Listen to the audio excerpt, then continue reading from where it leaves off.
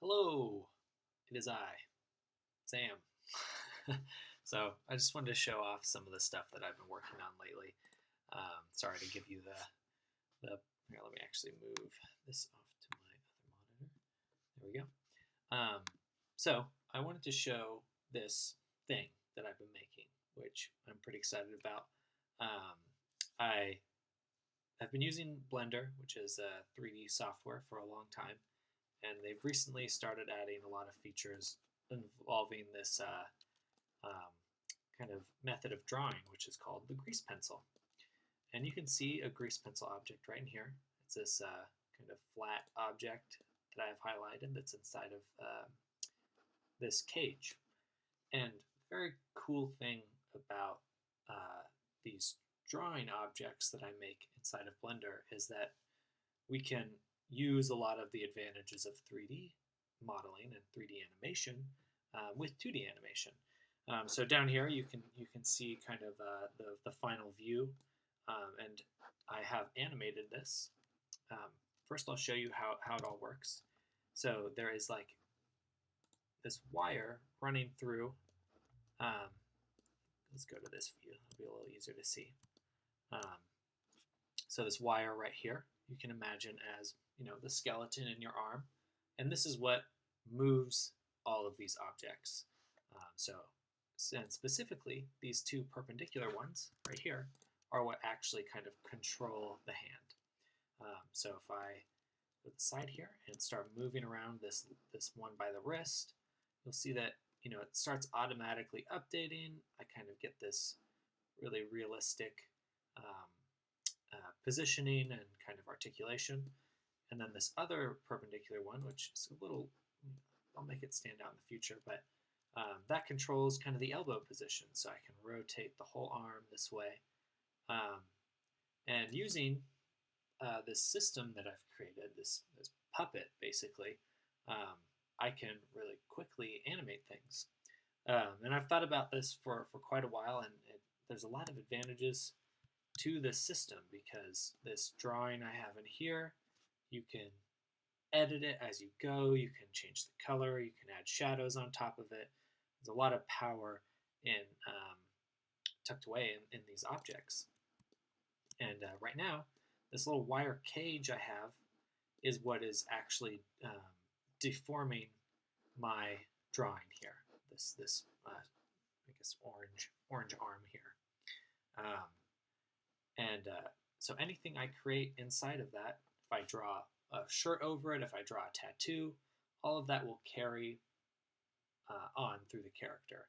And so you could imagine kind of just building a turnaround for one of your characters, and that will then being able to make a puppet out of that. And that would really easily allow animators to create content.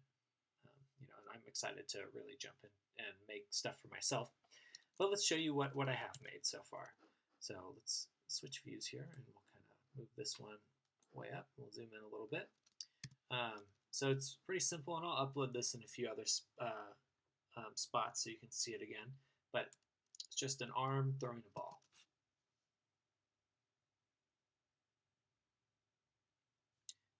So there are a lot of it's pretty rough, I would say, but this is kind of my first successful test. There's still a lot more improvements to be made, but there's so much power tucked away in this.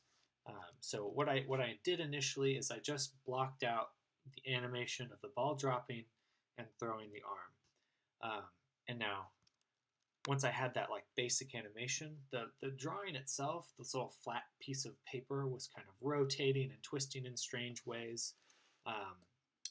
But I've given myself the ability to control it. So there are these kind of plus signs right here in the background, or like near my object.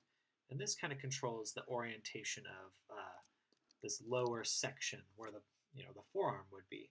And I can twist it and kind of in the camera view give it the right size, kind of turn it so that it will match the perspective of the camera. And I think it's kind of the best of both worlds. You have this 3D skeleton that you can animate quickly, and then go through the animation you made, moving the drawing, kind of putting it in place um, from the main perspective here, from the camera's perspective, putting it in the right place. And now it's even cooler if I zoom in here, as so I'll just actually select the drawing here. Is like pieces of this are actual pieces, and they can be kind of moved around and changed. And so when I first, let me actually go back to the camera view here. When I first started working on this first pass, it looked like this, where in the final view you had this kind of blank edge here. But very quickly I just added in another line, and now I have it capped, so to speak. And I think there will be, as I work through this, I'll think of smarter and smarter ways to approach this. And there's still some problems. You can see it's pretty chunky in a few spots, and it's kind of this weird mismatch on like the edges here. But anyway, I don't want to get too lost in the weeds for what this is. It's mostly just to show off the kind of the progress I've made with it. I think my next test is I'll make 2 arms, and I'm going to put it on a character walking, maybe just pulling themselves along with their arms, and start creating like a torso or something. And then I'll make a face rig. But all of these kinds of systems I can create on top of the drawings are really going to speed up the whole process. And I'm excited to share any of those results with you. If you are interested in learning, please join the Rootworks Discord. I will try to post a link somewhere where this video is, and get involved. I really want to share what I'm doing with anyone who is interested in learning it, and speeding up their animations. Anyway, thank you so much for tuning in. I don't have much more to say about this, so I'll let you go for tonight. But thank you so much for tuning in. See you.